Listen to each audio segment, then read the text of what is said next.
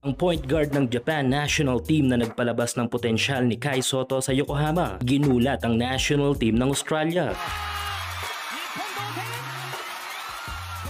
Patuloy ang pag-iensayo ng ating kapitbahay ng mga bansa sa Asia para sa Olympics at ang Best Asian Finisher last World Cup na Japan national team ay tila papalakas ng papalakas ang development ng national team ng mga ito. Nito lang ay nagdaos ng dalawang serya ng tune-up games ang Japan at ang nakalaban lang naman nila dito ay ang top number 5 sa overall world ranking ng Australian Boomers. Sa unang friendly match ng mga ito ay natalo ang Japan pero 1 puntos lamang. Napanood din natin ang game na ito na tila buong game ay hirap talaga ang Australia na madumina ang Japan national team. Ngunit eto nga, sa Game 2 ng kanilang tune-up games ay nauwi na sa tabla ang naging laban ng Japan at Australia.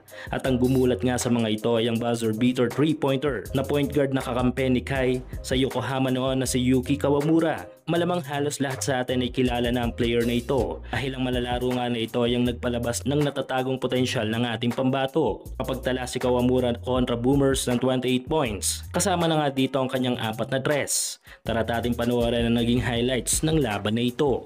Gusto mo bang kumita habang naglalaro? Dito lang yan sa pinaka-legit na betting site sa mundo na 1xBet. I-click lang ang link sa ating pinned comment at mag-register. Ilagay lang ang promo code na PLAYW1X para makakuha kayo ng up to 6,000 pesos bonus sa inyong first deposit. Pwede kang tumaya dito sa kahit anong sports, lalo na sa basketball, NBA, PBA at marami pang iba. Meron din silang iba't ibang mga online casino games. Sobrang dali lang mag-withdraw at mag-deposit dito using your GCash or bank transfer. Kaya subukan na ang inyong swerte sa 1xBet.